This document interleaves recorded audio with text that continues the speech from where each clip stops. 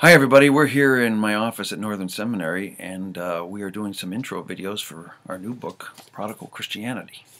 Anyways, where this all starts is 50 years ago, the church was quite comfortable in the United States and Canada. Everyone understood the language of Jesus, everybody gave authority to the church, and things have changed. And today we're kind of locked in between two or three different options. Actually, two options. One is we just want to try to be relevant, and in that case we quickly blend in. The other one is, we got to defend ourselves.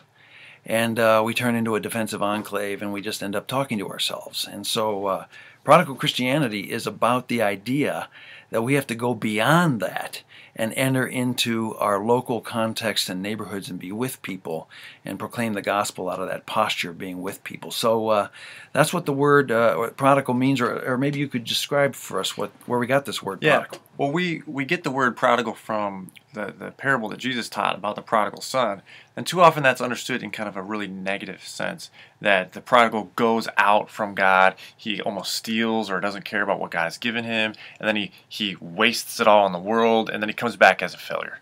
And that's kind of the bad sense, but we really want to understand it more in a positive sense, in the way that it's the father who is the prodigal, who welcomes back the son. And really it's not just the father who's prodigal in a positive sense, but it's the Son of God who's prodigal also, who leads us in mission. Yeah, and so just to read a paragraph out of the book, one more twist to this parable is important. It comes from the 20th century German theologian Karl Barth. Barth suggests that to really understand the parable, we must read the journey of the prodigal son alongside the journey of another son, the Son of God, Jesus Christ.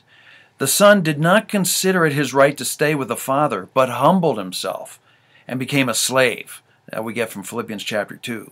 Indeed, Jesus, Son of God, like the prodigal son of the parable, traveled across all boundaries into the far country of sin and death.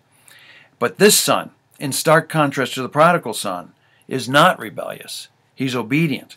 He's obedient to all things. And in that obedience, he returns to the Father, bringing back all redeemed brothers and sisters to God himself. And that's really the idea of prodigal, is this idea of crossing all boundaries and being with people and bringing the full force of what God wants to do in the world into each context. And part of the problem of using this word prodigal is that if you think of a spectrum, is that some people are going to feel like, oh, your book is too prodigal, it's doing too much, it's welcoming too many, and then others kind of on this other spectrum of being relevant or being welcoming in the world are going to think, that's hardly prodigal enough. Like we want to change everything, tear it all down. And really, we don't want to find a balance between these two options. We want to strike forward into God's mission in North America and find out what that might look like. And so Prodigal Christianity offers 10 signposts about how to lead the church into context as the prodigal son.